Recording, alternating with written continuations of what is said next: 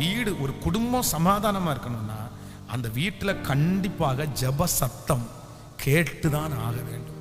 எந்த வீட்டில் ஜெப சத்தம், ஆராதனை சத்தம், வசனத்தினுடைய சத்தம் கேட்கப்படுகிறதோ அந்த வீட்டில் கண்டிப்பாக கர்த்தர் உலாவுவார். அந்த குடும்பத்திலே சமாதானத்தை கர்த்தரே வசிப்பார். நீங்க போய் நிக்கணும். கணவனாரை குறித்து யாரிடத்துலையும் சொல்றதுக்கு முன்னாடி கர்த்தரிடத்துல போய் உங்க கம்ப்ளைண்ட் எல்லாம் யார்கிட்ட சொல்லுங்க. மனைவியை குறித்த கம்ப்ளைண்ட்டை கர்த்தரிடத்துல சொல்லுங்க. கணவனாரை குறித்த கம்ப்ளைண்ட்டை கர்த்தரிடத்துல சொல்லுங்க. பிள்ளைகளை குறித்த கம்ப்ளைண்ட்டை யாரிடத்துல சொல்லுங்க. கர்த்தரிடத்துல, ஆண்டவரே இப்படி நடக்கிறாங்க, இப்படி இருக்காங்க, எனக்கு இது பிடிக்கல, நீங்க கொஞ்சம் மாற்றுங்க, நீங்க கொஞ்சம் சரி பண்ணுங்க. ஆண்டவர் நிச்சயம் ஒரு நாள்ல பதில் தர வல்லவரா இருக்கிறார். ஹல்லேலூயா. ஸோ நம்பர் 2, இரண்டாவது, என் குடும்ப சமாதானத்திற்காய் நான் இனி என் வாயை வேறு யாரிடத்திலும் திறக்க மாட்டேன். கர்த்தரிடத்துல மட்டும்தான் நான் திறப்பேன். அமைதியா இருங்க, ஒண்ணுமே சொல்லாதீங்க. சிலருக்கு ஒரு பெரிய பழக்கமே இருக்கு. அம்மாட்ட சொன்னா பெரிய ஆறுதல், சிலருக்கு அப்பாட்ட சொன்னா பெரிய ஆறுதல். நான் சொல்றேன், நீங்க ஆறுதல் படுவீங்க, ஆனா இன்னொரு ஆத்துமா உங்க அம்மாட்ட உங்க வீட்டுல நடக்கிறது எல்லாத்தையும் நீங்க சொல்லிட்டீங்கன்னா உங்க அம்மா உங்களை என்ன பண்ணுவாங்க? கண்டிப்பா ஆறுதல் படுத்துவாங்க. கவலைப்படாத மகளே, ஆண்டவர் கூட இருக்காரு, நான் ஜெபம் பண்ணிக்கிறேன், நீ தைரியமா இரு. நல்ல அம்மா அங்க கண்டிப்பா ஆறுதல் படுத்துவாங்க. ஆனா ஆறுதல் படுத்திட்டு அடுத்த நிமிஷத்துல அந்த அம்மாவுக்கு ஒரு வலி வரும் பாருங்களேன். தன் பெத்தெடுத்த பிள்ளை மனசு கஷ்டப்படுறத பார்த்து அவ்வளவு வலிக்கும் அவங்களுக்கு. ஆனா வெளியே என்ன பண்ணுவாங்க? சிரிச்சுட்டே இருப்பாங்க. ஒன்றும் இல்லை, ஒன்றும் இல்லை, ஏன் இப்படி பயப்படுற, ஒன்றும் இல்லை, உங்க அப்பாவுடையா, உங்க தாத்தாவுடையா, அப்படி வெளியே சொல்லிடுவாங்க. அது நான் என்ன நம்புறேன் அப்படின்னா, உங்களுடைய பிரச்சனையை சொல்லி இன்னொருத்தரையும் நீங்க என்ன பண்ணிடாதீங்க. இன்னொரு அம்மா அப்பாவை, அவங்க வயசானவங்க, அவங்க நாட்கள் ஆயிடுச்சு, இன்னும் கொஞ்ச நாளைக்குள்ள தேவராஜ்யத்துக்கு போறாங்க, அவங்கள போய் ஏன் கஷ்டப்படுத்தணும்? ஆனா உங்க கணவன் மனைவியினுடைய சூழ்நிலை உடனே சரியாயிரும். நீங்க ஒரு 2 மணி நேரத்துக்குள்ள சரியாயிருவீங்க. ஆனா உங்க அம்மா அப்பா என்ன நினைச்சிட்டு இருப்பாங்க? சமாதானமா இருக்கிறாங்களோ இல்லையோ, நல்லா இருக்கிறாங்களோ இல்லையோ, ஒவ்வொரு நிமிஷமும் அவங்களுக்கு வந்து கஷ்டமாவே இருக்கும். அதனால முடிந்த வரைக்கும் உங்களுடைய பிரச்சனையை என்ன பண்ணணும்னா தேவ சமூகத்துல தான் வைக்கணுமே தவிர இன்னொருத்தரிடத்துல. சிலர் வந்து உங்களுடைய பிரச்சனையை கேட்டு குளிர் காயிறவர்கள் நிறைய பேர் இருக்காங்க. ரொம்ப ஜாக்கிரதை. சிலருக்கு அதுவே தான் வேலையா இருக்கும். உங்களுடைய பிரச்சனையை கேட்டு அதுல சந்தோஷப்படுறதா சிலருடைய வாழ்க்கையா இருக்கும். அதனாலதான் உங்க குடும்ப சமாதானத்திற்கு மிக அவசியமானது தேர்ட் பர்சன், மூன்றாவது நபர்களை நீங்க எப்பவுமே உள்ள கொண்டு வரவே கூடாது. கொண்டு வரவே கூடாது. எதுனாலும் கர்த்தரை வச்சு உங்களுக்குள்ள சமாளிச்சிருங்க. ஆண்டவர் உங்களோட இருந்து நடத்துவார். ஆமென். இன்னைக்கு 2 காரியத்தை நம்ம தியானித்தோம். ஒன்று, ஒரு குடும்ப சமாதானத்திற்கு ரொம்ப தேவையானது ஒன்று என்னன்னா நன்றியுள்ள ஒரு உணர்வு. ஸோ நம்பர் 2, இரண்டாவதாக ஒரு குடும்ப சமாதானத்திற்கு ரொம்ப தேவையான ஒன்று என்ன அப்படின்னா, என்னுடைய விஷயங்களை நான் தேவனிடத்தில் சொல்லுவேனே அல்லாமல் மனிதனிடத்திலே எதையும் நான் சொல்லுவது இல்லை. ஆண்டவரே, என்னுடைய உதடுகளின் வாசலை காத்துக்கொள்ளும், என்னுடைய வாயின் வார்த்தைகளை கவனியும், உங்க சமூகத்திலே அது பெருதியா இருப்பதாக. ரொம்ப அவசியமானது என்னன்னா குடும்ப சமாதானம். என்ன சம்பாதிச்சாலும், எவ்வளவு வெளியில வந்து நம்ம வந்து ரொம்ப நல்ல பேர் எடுத்தாலும், பெரிய மற்றவங்க மதிக்கிற அளவுக்கு இருந்தாலும், குடும்பம் சரியில்லைன்னா அவ்வளவுதான், ஒன்றும் இல்லை. அதுவும் நம்முடைய பிள்ளைகளை எல்லாம் சவாலாய் வளர்த்தது என்கிறது அது இன்னைக்கு இருக்கிற நிலைமையில ரொம்ப வித்தியாசமா இருக்குது. ஆனா ஆண்டவர் அதை தருவார். அவர் தான் சமாதான காரணர். அவருக்கு ஒரு நல்ல பேர் இருக்குது, அவர் சமாதான காரணர். அவர் இருக்கிற இடத்துல சமாதானம் நதியை போல இருக்கும். அதனால நான் விசுவாசிக்கிறேன், இந்த ஆண்டு உங்க குடும்பத்துல உங்களுக்கு மட்டுமல்ல, நீங்கள் பார்த்த சகல சமாதானத்தையும் உங்க பிள்ளைகளும் பார்ப்பதற்கு கர்த்தர் கிருபையா இறங்குவார். ஆமென் சொல்லுங்க. அப்போ நீங்க 2 காரியத்தை சொல்ல மறக்க கூடாது. ஒருவேளை உங்க பிள்ளைகளுடைய வாழ்க்கையில ஏதாவது பிரச்சனை, கணவன் மனைவிக்கு அந்த மாதிரி வரும்போது நீங்க சொல்லிக் கொடுக்க வேண்டிய முதல் ஆலோசனை என்னன்னா, அம்மா அப்பா, ஒரு நாள்ல அவனுக்கு இப்படி இருந்திருக்கலாம், இன்னைக்கு ஒருவேளை அவன் அந்த பையன் இப்படி இருந்திருக்கலாம், ஆனா ஒரு நாள்ல அவன் இப்படி இருந்தானே, ஒரு நாள்ல அவன் இப்படி இருந்தால, நன்றியை நினைப்பா, நன்றியை நினை, மறந்துரு, விட்டுரு. அவன் பலனா இருக்கும்போது இப்படி செஞ்சால, அந்த மாதிரி நன்றி உள்ள ஒரு உணர்வை முதல்ல விதைச்சிருங்க. நம்பர் 2, ரெண்டாவது, யாரு உங்க அம்மா அப்பா நிறைய பேர் இருக்கீங்கல்ல, உங்களுக்காக சொல்றேன், உங்க பிள்ளைங்க வந்து உங்க கணவனாரை குறிச்சோ உங்க மனைவியை குறிச்சோ சொல்லும் போது நீங்க கேட்காம விட்டுற முடியாது. கேட்காம விட்டுற முடியாது. ஏன் அப்படின்னா, நீங்க கேட்காம விட்டீங்கன்னா எங்க அம்மாவே என்ன புரிஞ்சுக்கலன்ற பிள்ளைங்க ஒரு தப்பான எண்ணத்துக்கு வந்துருவாங்க.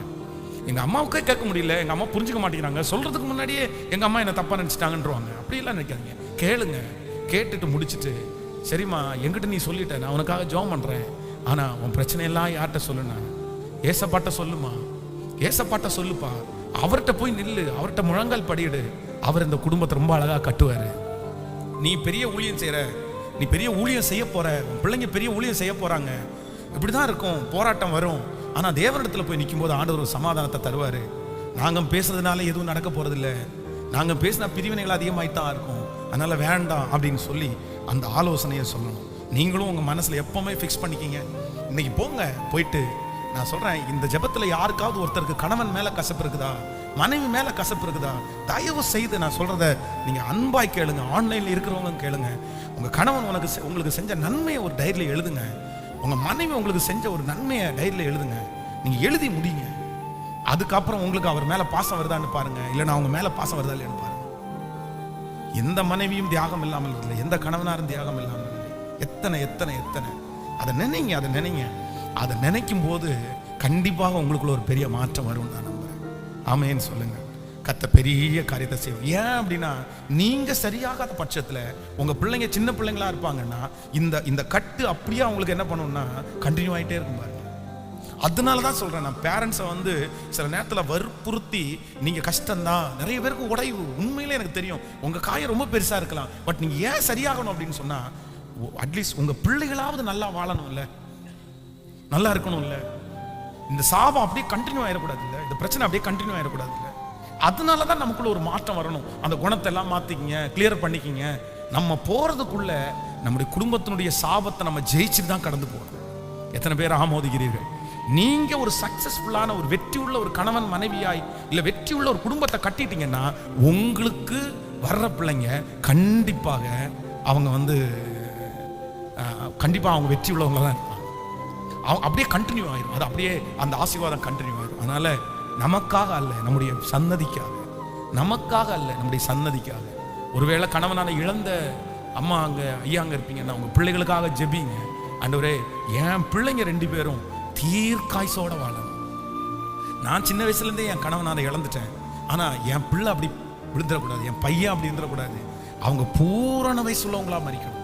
எனக்கு தெரியும், இந்த ஜெபத்தில் இருக்கிற நிறைய அம்மாங்க சின்ன வயசுலேயே உங்களுடைய கணவனாரை இழந்து ஒரு ஒத்தைக்கு ஒத்தைக்கு ஒத்தைக்கு வாழ்ந்து சகிச்சு எத்தனை பாடுபட்டீங்க. ஆனால் உங்க நிலைமை உங்க பிள்ளைகளுக்கு கண்டிப்பாக வரக்கூடாது. ஆமீன். அவங்க தீர்க்காய்சோட வாழணும்.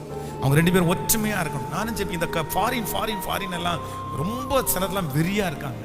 எனக்கு நீ போங்க, நீங்க எப்படி போங்கன்னா 2 பேரும் சேர்ந்து சமாதானமா போய் நல்ல சந்தோஷமா வாழ்ந்தா பரவாயில்ல.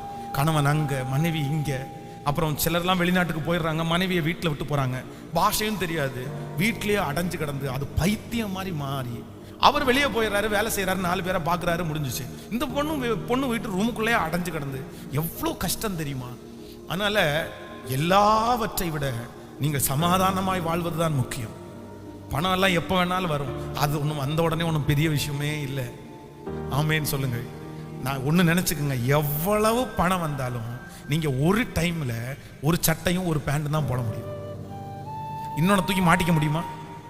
இல்லை, நான் ஒரு கோடீஸ்வரன் அதனால நான் 3 சட்டை போட்டிருக்கேன்னு சொல்ல முடியுமா? கேட்கல. இன்னொன்று சொல்கிறேன், உங்களுக்கு எவ்வளவு பணம் வந்தாலும் ஒரு நேரத்தில் ஒரு காரில் தான் உங்களால் என்ன பண்ண முடியும்? டிராவல் பண்ண முடியும். இல்லை, நான் இந்த இடத்துல இருக்கிறேன், என் ஆவி இன்னொரு காரில் போட்டோம், நான் பென்ஸ் காரில் போகிறேன், இன்னொரு ஆவி பிஎம்டபிள்யூல போட்டோம் அப்படின்னு சொல்ல முடியுமா? முடியாது.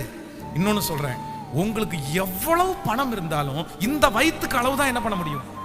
இல்லை, சாப்பாடு நிறைய இருக்குது, நான் இன்னும் கடன் வாங்கி இன்னொரு பேகை கட்டிக்கிட்டு சாப்பிட்றேன்னு சொல்ல முடியுமா? சொல்லுங்க சத்தமா. என்னதான் இருந்தாலும் அந்த வயிறு நிறையிற அளவுக்கு தான் சாப்பிட முடியும். இன்னும் நான் நல்ல பெரிய பணக்கார கோடீஸ்வரமான பெரிய பங்களா கட்டிட்டேன், அவ்வளோதான், அதில் தூங்க போகிறேன் அப்படின்னு சொல்லிட்டு என்னதான் படுக்கறைக்கு போனாலும் 6 மணி நேரம் 7 மணி நேரத்துக்கு மேலே உங்களால் தூங்க முடியுமா? சொல்லுங்க. அவ்வளோதாங்க. அதனால பெரிய கோடீஸ்வரன் ஆகணும், பெரிய கோடீஸ்வரன் ஆகணும், பெரிய கோடீஸ்வரன். இந்த நினைப்பு நமக்கு ரொம்ப கேட்கல. இன்னொன்னு நினைச்சுக்கோங்க, பணம் இல்லாம இருக்கிற வரைக்கும் பிரச்சனை இல்லை. நீங்க ஆசீர்வதிக்க பெரிய அளவுக்கு வராத வரைக்கும் உங்களுக்கு பிரச்சனை இல்லை. மினிமமா இருந்துட்டு அவ்வளோ அழகா போயிட்டு இருக்கலாம். ஆனா நீங்க எவ்வளவு ஆசீர்வதிக்கப்படுறீங்களோ அவ்வளவு தூரம் உங்களுக்கு ஆபத்துன்னு இல்லை, கஷ்டத்தை நீங்க பாட்டு தான் ஆகணும். அதுக்கு என்ன ஒரே ஒரு பிளஸ், நீங்க நினைக்கிறத மனசுல ஆசைப்படுறத உடனே போய் நீங்க என்ன பண்ணிடலாம், அவ்வளவுதான். அதை விட்டு வேற ஒண்ணுமே கிடையாது. அதனால நீ நல்லா இருப்போம், நல்லா வைப்பாரு. ஆனா ரொம்ப பணம் பணம் பணம் பணம். சிலருடைய குடும்பத்துல பாத்தீங்கன்னா என்ன, அதெல்லாம் வேணாம், நானும் என் வீட்டாருமோ வென்றார் கர்த்தரையே செய்.